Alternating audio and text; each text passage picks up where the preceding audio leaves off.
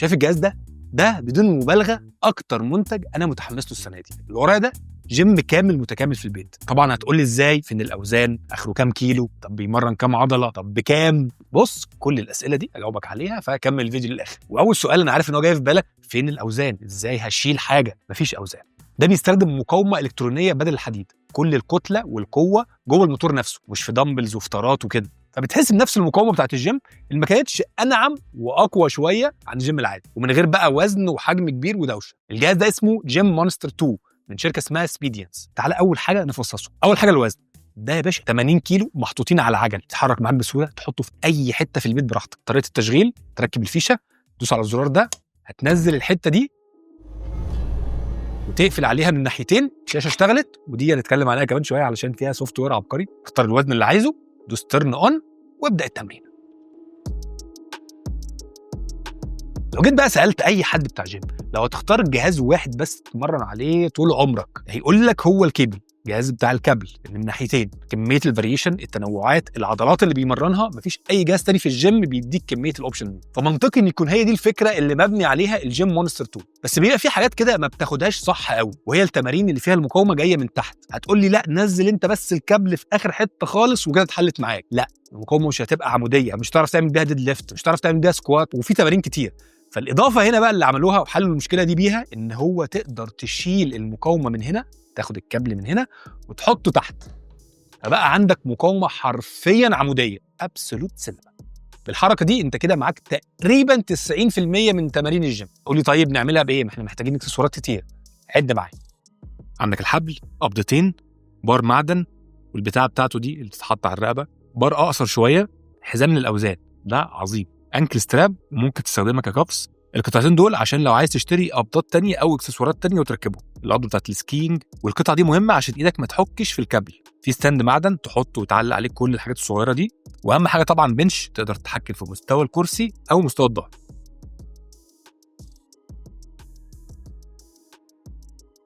تم الاستعانه بصديق علشان فكره انك تصور وتعمل صعب قوي. فالموديل بتاعنا الفيتنس موديل اللي هيصور كل الحاجات دي جربتها، الا فكره البار على الكيبل كانت غريبه بالنسبه لي، وعشان كده جايبين القطعتين دول بتركبهم هنا، وبعد ما تخلص هتروح ساند البار ورا كده. طبعا محتاجه شويه تعود وتعرف مكانها الصح. كلام سليم. الوزن بقى تقدر توصل لكام كيلو؟ 100 كيلو. ده رقم ممتاز لمعظم الناس من ليفل المبتدئين لحد فوق المتوسط كمان. المقاومه بتاعت الجهاز ده مختلفه عن الكيبل العادي بتاع الجيم اللي فيه الاوزان والطارات. قبل ما اجربه كنت بشوف تجارب الناس، كانوا دي اكتر حاجه بيعلقوا عليها. 100 كيلو كتير، حاسس اكتر من 100 كيلو العاديين. لا، ولما جربتها بجد الكلام ده صح. انا عارف اوزاني في الجيم، انا عارف التمرينه دي انا بجيب بيها كام. هنا لما احط نفس الوزن لا، اتقل بشكل ملحوظ. يعني ممكن نقول مثلا ان هو 130 140 كيلو. وتعالى بقى نخش على الحاجه اللي ابهرتني قوي. اول حاجه المود او الاوضاع بتاعه التمرين. اول حاجه عندك الوضع العادي، ده الوضع الكلاسيكي اللي اغلبنا متعود عليه. بتشد، الجهاز بيقاومك، وبترخي، خلاص الوزن بينزل لتحت. الاحساس الطبيعي بتاع الجيم. في بقى وضع الاكسنتريك، ده بقى مش بيقاومك وانت بتشد بس، لا ده بيزود المقاومه وانت نازل. عارف انت كده لما حد يقول لك ايه، انزل بالراحه، ده بيشدك وانت نازل، بيخلي التمرين اقوى مرتين ثلاثه من العادي، وبيمرن العضله في الوضعين. الوضع اللي هو اسمه ايه بتوع الجيم في الحركه الايجابيه والحركه السلبيه. طبعا دي حاجه حلوه انك تدخلها في تمارينك وبتحسن الاداء، ولو عندك عضله ضعيفه ممكن تحط ستريس اكتر عليها كده. في الوضعيه دي اسمها فيكسد سبيد، يعني دي وضعيه السرعه الثابته، تحس انك داخل سباق مع الجهاز كده. برضه مفيد لناس عايزه تتحكم في تيمبو معين وحركه، ولرياضيين معينين. مش ليا الصراحه، انا بتاع الجيم البلدي ابو برات وطارات معموله من السمنه. الكلام ده هيعجب قوي الشباب بتوع الساينس بيز. تقدر كمان تشوف الحركه بتاعتك والرينج اوف موشن، تقدر تقارنها بالعدات اللي قبل كده. بجد حلوه جدا، وبتخليك كده شغل ماسل مايند كونكشن، انك كل عده تجيبها زي اللي فاتت، ويكتب لك بقى دي حلوه، دي اميزنج، دي لا خيشت منك كده. فبتجيميفاي او بتحولها زي لعبه او تحدي كده، مفيده قوي لاي حد بيتمرن لوحده. على عكس فكره انك داخل تجيب 10 عدات وخلاص. تقدر تختار انت عايز تتمرن بدمبل ولا بار، علشان يوزع لك الوزن على موتور واحد او كابل واحد ولا كابلين. في بارتنر مود او وضع الشريك دوت، بيفصل لك الجزء اليمين والجزء الشمال، ده يبقى ليه وزن معين وده ليه وزن معين، عشان لو اتنين عايزين يتمرنوا. انا شايفها احسن في حته ان هي تخش سوبر ست، انك تخلي دي باي ودي تراي، دي بوزن معين ودي بوزن معين، تخلص هنا تخش هنا. جامد. تعالى بقى اخدك ونخش على حته مهمه قوي وهتفرق جدا مع الفئه المستهدفه للجهاز ده، وهي حته السيفتي والامان. ايه مدى امان الجهاز ده؟ اول حاجه بدايه ان مفيش اوزان. انك مش هتضطر تشيل وتحط. انا جالي اصابه قبل كده بسبب ان انا كنت بشيل وزن من على الارض غلط. وبرده المجهود المبذول في حته انك عمال تشيل وتحط وتزود وتقلل في الاوزان، ده بيبقى مجهود مبذول كده في وسط التمرينه. في ناس تقول لك ان هو حلو وان هو بيشغل عضلات تانية وبيخلي التمرينه اكتف وكده، وناس تانية تقول لك ان هو مش مفيد علشان انت عايز كل قوتك 100% من قوتك في التمرينه، مش عايز اي مجهود تاني وحفركه. فهنا انت بحركه صباع بتعلي وتقلل الوزن. تاني حاجه وهي بتبقى حلوه في وضعيه البار، لو انت مثلا بتلعب تمرينه زي السكوات او كتف او ايا كان، لو انت بتشيل كده وحاسس ان في امبالانس او عدم توازن، في جنب بيطلع قبل جنب او انت نازل تنزل كده اهو او كده اهو، هيفصل الوزن خالص. وهنا السحر بقى، يعني بالنسبه لي واحد بيحاول يوصل للفيلير في كل مجموعه، طبعا ده مش كلامي، ده كلام مدربين، بس انا احاول اشعبول لي الدنيا شويه. الصح في اي تمرينه انك تجيب اخرك في كل مجموعه، يعني مش تفضل تتدرج بالاوزان كده 10 20 30، لا، انت كل المجاميع بنفس الوزن الثابت. طبعا ده بجانب التسخين الكويس. المجموعه الافكتيف والفعاله هي اللي اخر عدتين فيهم بيبقى شكلهم كده. جزء مني بقى في تمارين معينه اللي بيبقى فيها المقاومه لتحت بيبقى خايف ان هو يوصل للفيلير، وخصوصا لما بتمرن لوحدي، علشان مش هعرف ارفع الوزن تاني وارجعه مكانه، هيطبق لي صدري ولا يصيب لي ظهري ولا يكسر لي دماغي، فما بوصلش دايما للفيلير قوي. فهنا بقى الباشا ده حل الموضوع ده بكذا طريقه. اول حاجه زي ما قلت لك، لو في امبالانس او عدم توازن، طلعت بوزن قبل التاني او ايد قبل التانيه، هيروح فاصل الوزن خالص. واحساسها زي ما قلت لك سحر، انت مره واحده يكون شايل 100 كيلو ومره واحده يختفي، هو بيختفي حرفيا. يعني مش عارف اقربها لك، بس زي فكره انك بترمي الدمبل، ولا كمان مش زي دي، هي احلى. وخصوصا ان في تمارين بيبقى زي مثلا البنش بريس مش هتعرف ترميه، مش هتعرف تعمله، هيهبدك. فده مره واحده تلاقيه اختفى، الوزن اختفى بقى نفس الوزن اللي انت بتسخن بيه. طيب هتقول لي هو انا بقى لو انا عايز افصل الوزن محتاج ان ايد تسبق ايد؟ لك لا لا. وهنا بقى ثواني، هنا بقى يجي الاختراع ده. شايف ده خاتم، احط صباعي واقفل، وهنا في زي عجله انت بتلفها كده اهو، اشتغل هنا، بتلفها كده علشان تزود او تقلل الوزن، تلف فوق تزود تحت تقلل، وبتدوس عليه علشان تترن اون او تشغل او تفصل الوزن. فمثلا وانا بتمرن بالبار، خلصت ومش قادر ارفع الوزن، هيتطرب عليا، اروح اعمل ايه بصباعي كده، قفلت الوزن خلاص. ابسولوت سينما تاني. ولو انت فاكر ان هو هيضايقك، ففي اتاتشمنت ان هو يبقى محطوط على البار نفسه، فاللي هو يبقى بصباعك ده بتقفل كده اهو، ولكن انا حاسه في صباعي هنا مش مضايقني خالص. طيب في حاجه اجمد واجمد، لو انت مش عايز احساس ان الوزن ينقطع مره واحده كده اهو، هي مرعبه الصراحه، هي مش هتصيبك ولكن هي احساسها غريب. في بقى وضع اسمه اسيستد مود 1 و2، ده زي صاحبك اللي بيساعدك، عارف انت كده ايه، وانت بتطلع ويجي واحد صاحبك يروح مساعد كده ورافع شويه البار، هو ده كده. لما يحس ان انت مطول في الطلعه، مش قادر تطلع بسرعه او مش قادر تطلع بنفس التيمبو بتاعك، هيبدا يقلل الوزن تدريجيا علشان يسهل عليك، بالظبط زي ما كان في واحد صاحبك بيرفع معاك كده في اخر عدتين. ودي احلى حاجه، انها تساعدك توصل للفيلير، كانها دروب ست كده وقللت الوزن شويه من غير ما تفصل خالص التنشن على العضله، وطبعا من غير ما تبقى شايف صاحبك من فوق كده، انت عارف المنظر والعرق مش ناقص عرق. فحته الامان زي ما قلنا، حته عدم التوازن، حته استخدام الخاتم، وحته الاسيستد مود او الوضع المساعد. فان شاء الله مفيش اصابات. لمسات ذكيه حطوها، تقدر انك تعكس الشاشه كده وتلفها عشان تبقى اسهل لك، وتقدر تدوس فليب فيعكس لك المحتويات عشان تقرا كل حاجه وتتحكم فيها بسهوله.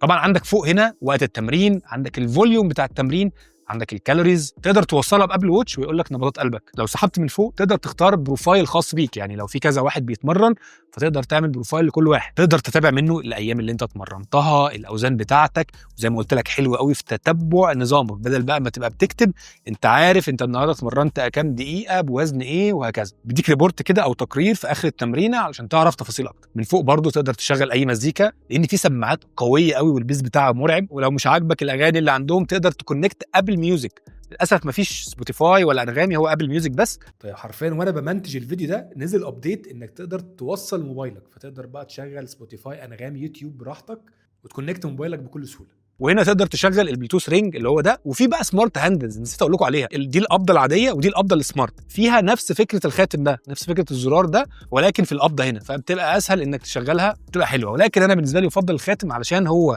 تقدر تشغل وتطفي الوزن منه، وتقدر كمان تعلي وتوطي الوزن، ولكن القبضات ما فيهاش فكره انك تعرف تتحكم في الوزن. تقدر بقى تتحكم في الصوت من على اليمين هنا، وصوت كل حاجه. اول حاجه صوت السيستم، مع كل عده بيديك تكه معينه، وفي بقى صوت المزيكا نفسها تعليها وتوطيها، واللي في النص دي بقى الفويس جايدنس اللي هو صوت المدرب. وتعالى بقى هنا كده ايه ادخلك على مود تاني خالص. كل اللي احنا فيه ده وضع اسمه فري ليفت، الرفع الحر. انت واحد داخل عارف انت بتعمل ايه، بتتمرن ازاي، انا مش عايز وجع دماغ، انا فاهم دنيتي، فبتخش تظبط وزنك والاوضاع. ولكن افرض انت بقى محتاج مساعده، زي ما قلنا الناس مثلا لسه مبتدئه، الناس اللي لسه خبرتها مش قوي، فهنخش هنا بقى على حاجه مبهره جدا. اول حاجه نعمل اكونت لينا يعرف وزننا يعرف مستوانا، يقول لك انت محتاج تتمرن كام يوم، شغل مدربين من الاخر. وتخش هنا بقى على الورك اوت، عندك مكتبه كامله من التمارين، والالوان ديت هي المستويات، عندك مبتدئ ومتوسط ومحترف. ممكن كمان تدور وتسيرش على تمرينه معينه انت عايزها، تخش عليها تلاقي الراجل المحترم دوت معاك خطوه بخطوه، بيحمسك قوي. في ناس افواره قوي وبيزعقوا وبتاع، ويفضل يديك شويه تيبس كده وتريكس ازاي تركز على ايه في التمرينه ديت وتعمل ايه وانت طالع، والحركه الصح. وفكره انك تبقى شايف تمرينه دي حاجه مفيده جدا للناس المبتدئه. وعجبني برضو التفاصيل ان هو بيديك وقت معين قبل ما التمرينه تبدا، يقول لك ظبط الجهاز، غير البار وحط الحبل. تقدر تزود وقت الراحه بين المجاميع، تقول له مثلا لا انا عايز 30 ثانيه اخد نفسي، او ممكن تعمل سكيب وتخش زي البهيمه على طول تلحم المجموعه الثانيه بعدها. فهو جايد جامد وفعلا بيساعدك في تمرينتك وبيحمسك. وتقدر كمان لو انت مش عاجبك التمرينه دي تعمل سكيب او تقول له اديني بديل ليها. يعني مثلا في تمارين معينه ممكن تبقى غلط ليك او غلط لظهرك بالنسبه لي مثلا، فبعمل سكيب ليها واقول له اديني الترناتيف او بديل. وعلى فكره كل ده ببلاش، يعني كل المكتبه الكامله اللي فيها اكتر من 500 تمرين دي ببلاش، يا دوبك بس بتحملها وبتفضل عندك على الجهاز. وانا عرفت منها ايه كميه التمارين والاشكال بتاعه التمارين اللي ممكن استخدمها مع الجهاز ده. التراي عندك زوايا كتير قوي، حركات مختلفه، وطبعا انت مش هتلعب كل دول، انا بس بوريك التنوعات اللي تقدر تدخلها في جدولك. بالنسبه للكتف من اكتر العضلات اللي ممكن تلعب لها تمرينه كامله متكامله على الكيبل.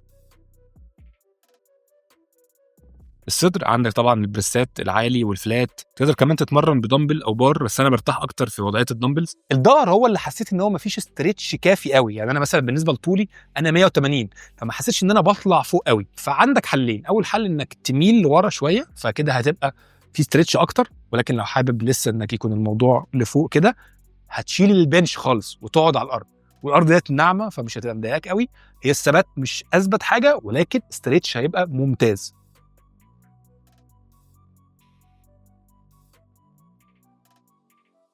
الرجل عندك التمرينه دي ودي اصلا معروفه، يعني يوم الرجل بنخش التمارين دي. للامانه حاسس تمارين الرجل هي اللي ليميتد شويه، وبرضه جاي لها على الطبطاب عشان انا ما بحبش اتمرن رجل اصلا. بس طبعا عندك معظم تمارين السكواتس يعني كافيه جدا جدا. واللي احسن بقى من البار هو الحزام ده، فكره انك مش محتاج ترجع البار او الوزن يكون تقيل كده على رقبتك. نسيت بقى اصور تمارين الباي، بس تقدر طبعا تلعب تبادل بسهوله، تقدر تحط الحبل، تلعب هامر، تقدر تحط البنش وتقعد ممكن تسند ايدك عليه. وعندك بقى عضلات صغيره كده كتير وتمارين تانية ممكن تدخلها زي الترابيس، البطن، الريست والسواعد، فعيش انت بقى. بس للامانه حاسس ان لو في جهاز كامل للرجل ساعتها هيكون احسن. عشان كده لو فاكر في الاول قلت لك ان هو بيمرن تقريبا 90% من التمارين، 10% دول بتوع الرجل اللي بنعملهم. طيب ايه الحاجات اللي ما عجبتنيش في الجهاز ده؟ بص هو كله دلع للامانه، ولكن طالما انت دافع السعر ده فانت من حقك يا باشا تشتكي. اول حاجه فكره ان مفيش غير ابل ميوزك، يعني سيدي انا عايز سبوتيفاي او انغامي. برضه فكره ان مفيش يوتيوب على الشاشه دي كلها وبتشغل فيديوهات، لازم يكون في يوتيوب. بس برضه ارجع اقول انت واحد قاعد في البيت، يعني موبايلك جنبك، التلفزيون جنبك، انا كنت حاطه في الصاله بره مشغل فيلم، فعشان كده بقول لكم دلع. تاني حاجه السمارت هاندلز دي كم مره علقت معايا، وعشان كده قلت لك انا بعتمد اكتر على الخاتم، ما علقش معايا خالص. وفكره ان هو بيعلي ويوطي الوزن احسن بكتير، فخليك مع الخاتم. ثالث حاجه انه كان نفسي يكون اطول شويه، فكره الظهر وان انا بعمل ستريتش مش اقوى حاجه، ويكون اطول، لان في كده تمارين معينه بحط البنش على الحركرك، وانا لو طلعته قدام مش هيضايقني، هيبقى في جزء بس فوق وجزء تحت، مش هتفرق خالص على فكره في التمرينه. بس برضه لا مانع من بعض الدلع، وان الحته دي تكون اطول، تطلع عادي اللي فيها يعني هتغطي على الشاشه، وبعد كده كده انت بتنزلها في نص التمرين. وارفع الجهاز بس كده. خلصت كده التمرينه؟ خلصت يا باشا، ورينا البامب بس كده خلصنا. ده واحد من اكتر الفيديوهات اللي فيها تفاصيل وفيها شرح، يعني انا لو بعمل شرح لايه لموبايل والحاجات اللي احنا متعودين عليها ما بتبقاش بالتفاصيل دي، فعشان كده المنتج عجبني. انت بجد بتتكلم في اكتر من 200 تمرينه هنا، برامج كتير، مدربين كتير، تفاصيل صغيره، سوفت وير عبقري، وزن انا مش عارف ازاي كل دوت في الوزن الخفيف دوت، يعني اصلا لما بتحركه على العجل ما بتحسش ان هو 80 كيلو خالص. يعني فكره ان هو متنقل دي من اكتر الحاجات اللي ممكن تحسها ان هي اندر ريتد، بس فكر فيها كده، تاخده معاك تحطه في عربيه تروح مكان تاني، يبقى عندك جيم كامل متكامل. فالصراحه كومبو مثالي، وده يخليه ايه، طبعا انتوا عارفين انا ببهد لكم الايه، ان هو هيبقى حراق. قبل ما نقول السعر، فكره انك الوحيد اللي في السوق اللي بيعمل كده. انا شفت الصراحه اي شركه بتعمل جهاز كده، يعني شفت جهاز قريب منه ولكن بيتمسمر في الحيطه، يعني شنيور بقى وتمسمره ويبقى المقاومه جايه من فوق بس، فهو شويه تمارين معينه. وانا دايما بعشق وبحب فكره ان يكون جهاز واحد بيعمل